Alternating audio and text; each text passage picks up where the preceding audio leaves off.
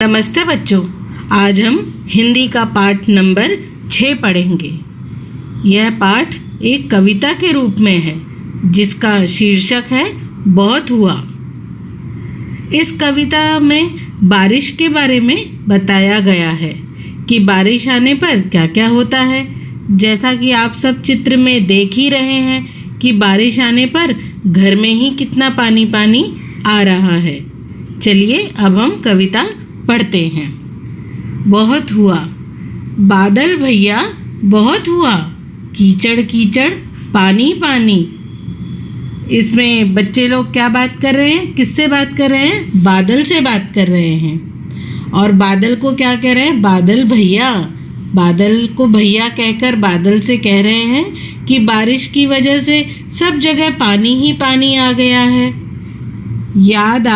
याद सभी को आई नानी, सारा घर दिन रात चुआ। इतना पानी हो गया है कि उन्हें नानी ही याद आ गई है। हमें नानी की याद कब आती है? जब कोई मुसीबत आती है।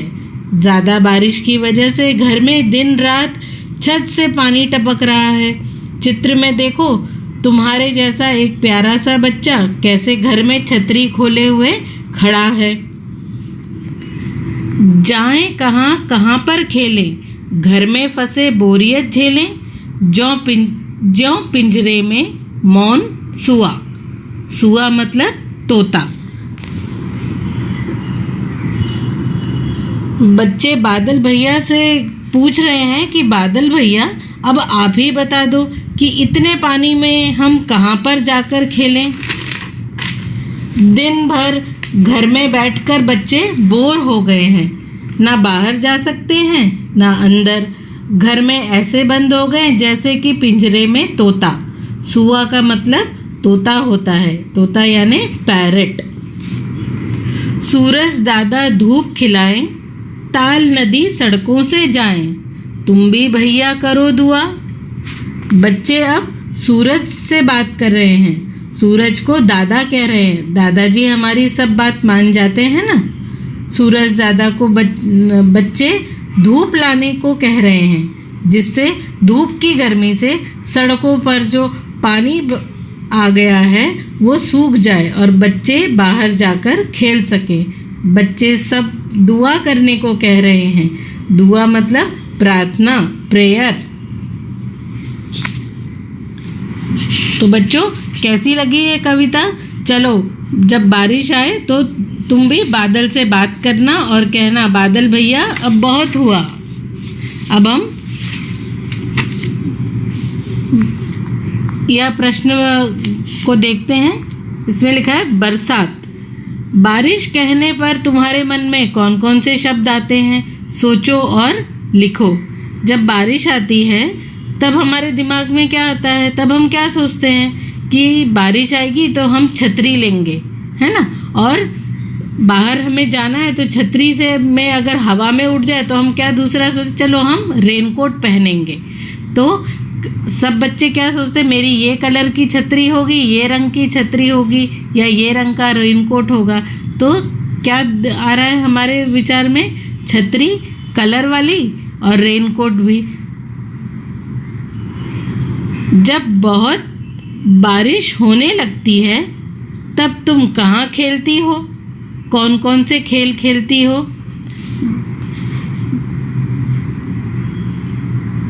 बारिश होने पर वैसे तो मम्मी कब क्या बोलती है? पानी में बाहर नहीं जाना, है ना। लेकिन कोई कोई बच्चे मानते नहीं हैं और वो बाहर जाकर खेलते हैं। और कोई खिड़की में से ही हाथ निकाल कर हाथ में बारिश का पानी लेते हैं, पकड़ते हैं। और कोई बारिश जब होती है तो बाहर जाकर फुटबॉल खेलते हैं। आप क्या करते हो? खूब तेज बारिश होगी तो तुम्हारे घर के आसपास क्या होगा? खूब बारिश होने पर घर के आसपास पानी ही पानी दिखाई देगा। कभी बॉल तैरती हुई आएगी, कभी कोई पत्ता तैरता हुआ हमें दिखाई देगा ऊपर से। कभी पेड़ की टहनी अगर नीचे गिर गई है तो वो पानी में से हमें रास्ते से चलते हुए दिखाई देगी।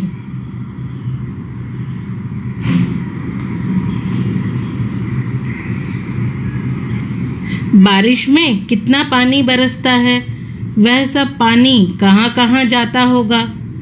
बारिश में तो बहुत पानी बरसता है, दिन रात पानी बरसता है। यह पानी ज़मीन के अंदर जाता है और फिर नदी से होते हुए समुद्र में जाकर मिल जाता है। ये सब बारिश से बचने के लिए क्या करेंगे बताओ। पहला है लोग यानी हम लोग या तो घर में ही रहेंगे और अगर बाहर भी जाना पड़े तो छतरी या रेनकोट का इस्तेमाल करेंगे। कबूतर पेड़ की डालियों पर या घरों की खिड़कियों के नीचे छुपकर बैठ जाते हैं ताकि वह बारिश में थोड़े से वो ना भीगे।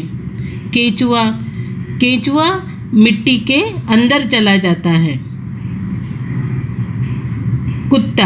कुत्ता घर के अंदर या बिल्डिंग में सीढ़ियों के नीचे छुपकर बैठ जाता है। मछली तो पानी में ही रहती है। मोर को बारिश बहुत पसंद है। वह अपने पंख फैलाकर गोल घूमता है। उस समय उसके पंख बहुत सुंदर दिखते हैं और उस पंखों के रंग बहुत ही सुंदर लगते हैं।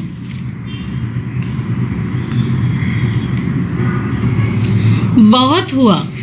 बड़े लोग ऐसा कब कहते हैं? बहुत हुआ, अब चुपचाप बैठो। जब हम बहुत शोर करते हैं या बहुत जिद करते हैं। बहुत हुआ, अब अंदर चलो। जब हम बाहर बहुत देर तक खेल रहे होते हैं। बहुत हुआ, अब सो जाओ। जब हम बहुत देर तक जाग रहे हों। बहुत हुआ, अब टीवी बंद करो। जब हम बहुत देर तक टीवी देखते हैं और हमने अपना काम नहीं किया होता है, तब हमारे मम्मी पापा तब हमें कहते हैं कि टीवी बंद करो और अपना जाके स्कूल का काम करो। अब हम आगे देखते हैं क्या लिखा है कविता से। कविता में ऐसा क्यों कहा गया होगा? तेज बारिश होने पर सड़कें नदी बन जाती हैं। तेज बारिश की वजह से सड़कों पर बहुत पानी भर जाता है और सड़कों पर गाड़ी, स्कूटर, साइकिल हम नहीं चला सकते। इसलिए सड़कें नदी बन जाती हैं, ऐसा कविता में कहा गया है। दूसरा, सब और कीचड़ होने पर नानी याद आती है।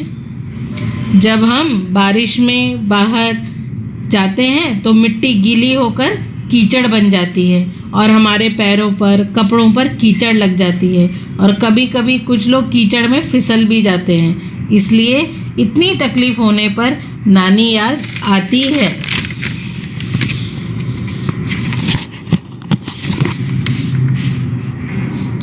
अब आगे है अब नहीं बरसूंगा। अब नहीं बरसूंगा, ये क्या हुआ?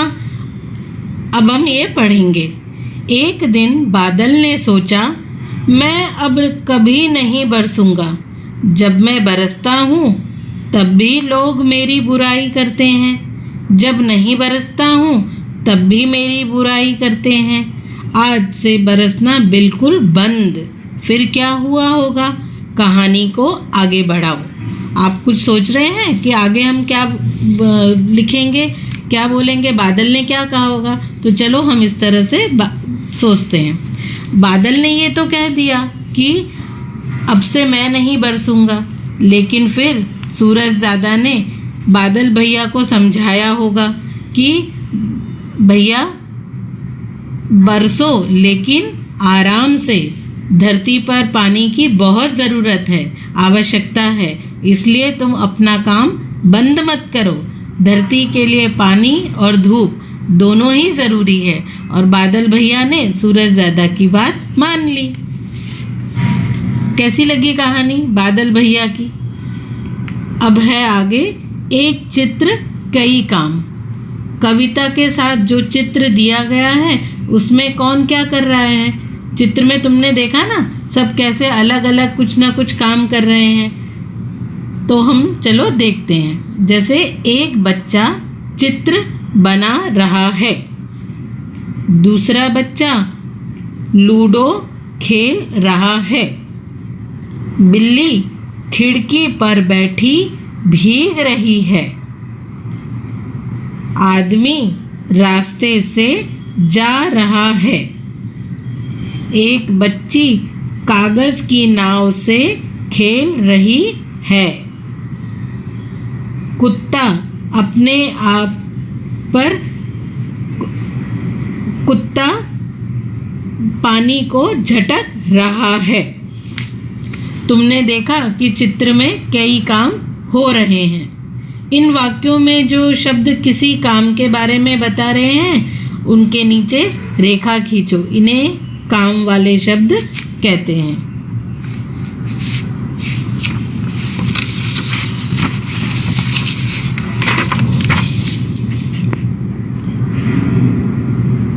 धन्यवाद। बच्चों, अब हम ये कविता पढ़ते हैं। काले मेघा पानी दे, काले मेघा पानी दे गुड़धानी दे, बरसों खूब झमा झमझम ना।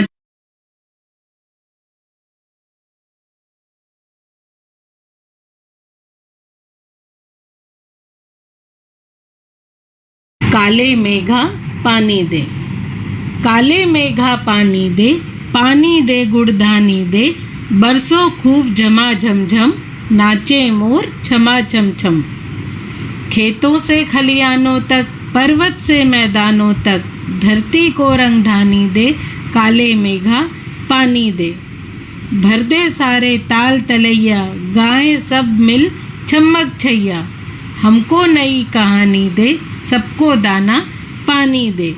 पानी दे जिंदगानी दे, काले मेघा पानी दे। अब हम इसके बारे में समझते हैं। चित्र में आप देख रहे हैं कि गांव में बारिश आने पर सब खुश हैं। मोर पंख फैलाकर नाच रहा है। मेंढक भी कुछ गा रहा है। बच्चे पानी में खेल रहे हैं। एक किसान ने पेड़ के पत्ते को अपनी छतरी बनाई है। गाय देखो कैसे मुस्कुरा रही है। मेघा यानी बादल। बादल जब काले घने होते हैं तो तेज़ बारिश होती है और सूखी धरती फिर से हरी भरी हो जाती है। खेती अच्छी होती है। गुड़ धानी दे मतलब अनाज अच्छी तरह से उगे। गन्ने के रस से गुड़ बनता है, तो खूब गन्ना उगे और अनाज उगे तो हमें गुड़ धानी खाने को मिलेगी। धरती का रंग गर्मी में भूरा हो जाता है और जब बारिश आती है तब धरती का रंग हरा हो जाता है। काले बादल सारे तालाब को भर दो और सब खुशी से गाएं और झूमें। सारी प्रकृति बारिश होने पर खुशी से झूमती है। फिर बच्चे कहते हैं, काले बादल इस बार अच्छी तरह बरसो ताकि सबको इस धरती पर अनाज और पानी हमेशा मिलता रहे। पानी ही जीवन है, इसलिए काले मेघ खूब बरसो और इस धरती पर रहने वाले सबको खुशी दो।